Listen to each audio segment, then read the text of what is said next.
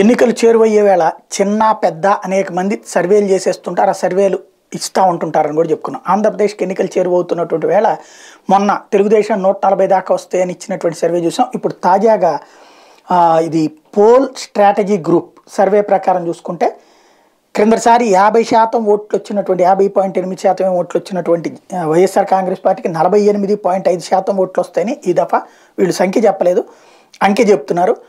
Telugu Desam party క్రిందసారి 40% ఓట్లు వచ్చినాయి, 39.7-8 వచ్చినాయి.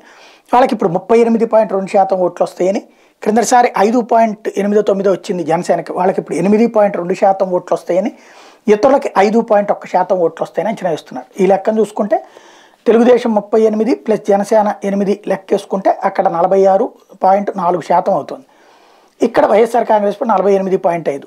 ఇప్పుడు కమ్యూనిస్టులు, కాంగ్రెస్, బీజేపీ అందరికి కలిపి 5.1 ఇచ్చారు. అప్పుడు బీజేపీ ఒక 2-3 అనుకుంటే వాళ్ళు కూడా ఇటు వస్తే 2014 ఏమైనా తేడా వస్తుందేమో.